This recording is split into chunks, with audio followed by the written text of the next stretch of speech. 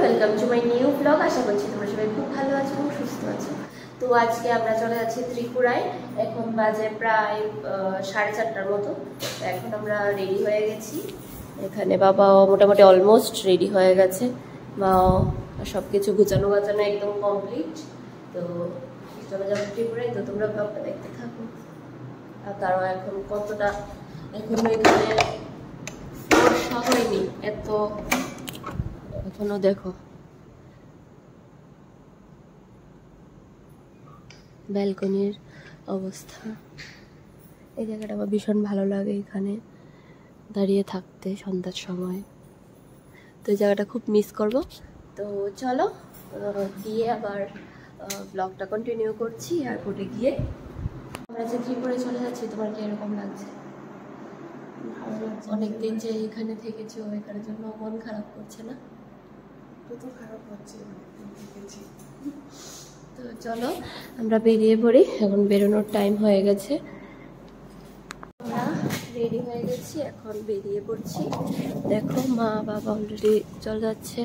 আমার হাতের ব্যাগ তো সব কিছু নিয়ে যাচ্ছি এয়ারপোর্টের দিকে। চলো এয়ারপোর্টের দিকে গিয়ে আবার তোমাদেরকে দেখাচ্ছি। তারপর বেরিয়ে উবেরে উঠে পড়েছি। আর এই জায়গাটা যেন ভীষণ ভালো লাগে, মানে কি বলবো, এখানে অনেকগুলো রেস্টুরেন্ট আছে, প্লাস মানে সব কিছুই আছে। ভীষণ ভালো লাগে এই জায়গাটা সব মিলিয়ে। তো তাই আর কি লাস্টবারের মতো একটু ভিডিও করে নিলাম। তারপর দেখতে দেখতে চলে গেলাম এয়ারপোর্টে। আর ফ্ল্যাট থেকে এয়ারপোর্ট একদমই কাছে, ম্যাক্সিমাম 7 মিনিটের মতো লাগে। তো তাই আর কি ছটপট পৌঁছে গেলাম এয়ারপোর্টে। তারপরে এয়ারপোর্টে গিয়ে বোর্ডিং পাস নিয়ে চেক ইন করে আমি আর মা বসেছিলাম, বাবার জন্য ওয়েট করছিলাম, কারণ বাবার চেক ইন চলছিল আর কি। আমরা চলে এসেছি এয়ারপোর্টে, এখন যাচ্ছি আমাদের গেট নাম্বার 108। তো চলে যাবো বাড়িতে। মা বাবা খুব এক্সাইটেড, অনেকদিন পর বাড়ি যাবে সন্টুকে দেখতে। তো চলো গিয়ে আবার দেখাচ্ছি। তো আমরা চলে এসেছি আমাদের গেট নাম্বারের সামনে একদম। তো আর বেশিক্ষণ টাইম বাকি নেই। বাবা এখানে চা খাচ্ছে, সকালবেলা চা না খেলে হবে না, চা খেয়ে নিচ্ছে। তো চলো ফ্লাইটে উঠে আবার ব্লগটা কন্টিনিউ করছি। তো বসে থাকতে থাকতে আবার আমার খিদে পেয়ে গেছে, তাই আমি এখান থেকে একটা চিজ কর্ন স্যান্ডউইচ নিচ্ছি। আর বাবা দাঁড়িয়ে আছে। তারপর দেখো আমরা প্রথমে ফ্লাইটে যাওয়ার জন্য উঠে পড়লাম বাসে। বাসে করে আমাদেরকে ফ্লাইটের সামনে নামানো হয়েছে।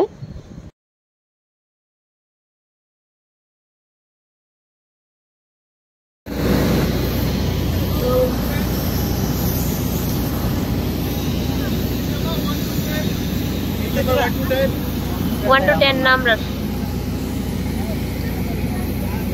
তারপর সবকিছুর মাঝখানে ভাবলাম যে আমাদের তিনজনকেও একবার দেখিয়ে দিই।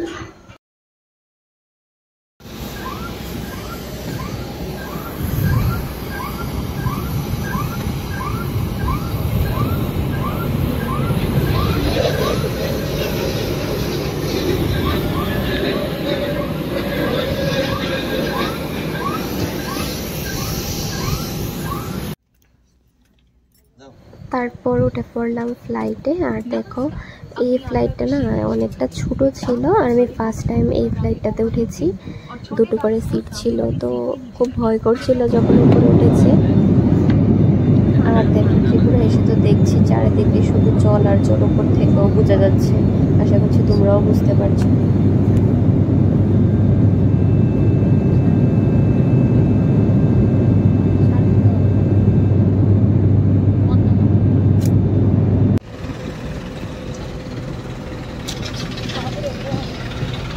ত্রিপুরায় আয়া কেমন লাগতেছে মা? তো ত্রিপুরায় চলে এসেছি, আর বাবা খুব খুশি, কারণ অনেকদিন পরে বাড়ি যাবে, মানে ভীষণ এক্সাইটেড আর কি। আমরাও এক্সাইটেড ছিলাম, অনেকদিন পরে বাড়ি যাবো তাই।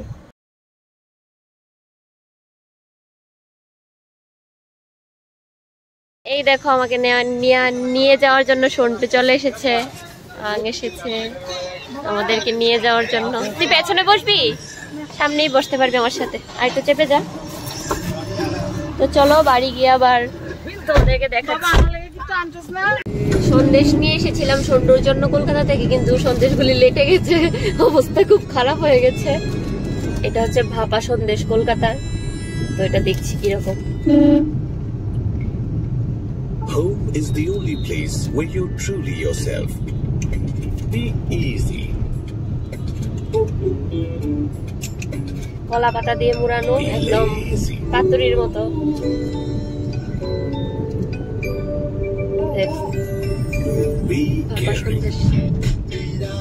আবার রাস্তার মধ্যে আবার দাঁড়িয়ে পড়লাম বিশ্রামগঞ্জে এসে। এখান থেকে বাজার কেনা হয়েছে, অনেকদিন হয়ে গেছে ড্রাই ফিশ খাই না, মানে শুটকি দিয়ে বাঁশফুল খাই না, তাই বাঁশফুল টাশফুল আর অনেক কিছু নেওয়া হয়েছে, তো তার জন্য আর কি।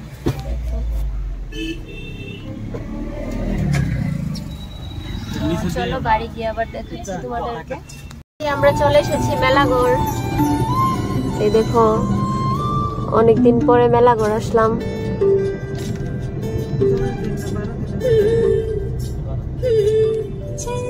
10 দিন পর মেলাগড়, 10-12 দিন পরে। আমাদের এখানে যে ফ্লাড হয়েছিল, এই রাস্তাটা পুরো ডুবে গিয়েছিল, এখন ঠিক আছে, তো অনেক জল বেড়ে গেছে।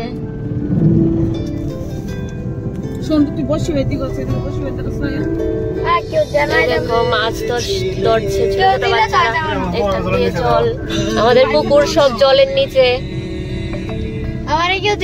কত লোকসান হয়ে গেছে।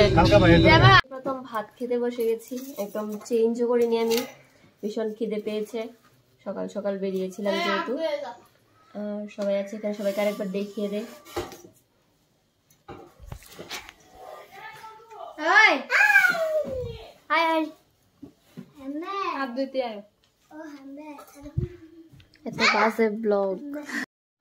তারপর বাড়িতে আসার পর বিকালবেলা আমাদের বাড়িতে পুচু এসেছিল, আর ওর সাথে আমি গল্প করছিলাম, আর ও দেখবে কত সুন্দর করে তোমাদেরকে হাই বলবে। তো আমার ব্লগগুলি তোমাদের কিরকম লাগছে সেটা কিন্তু অবশ্যই কমেন্টে জানাবে।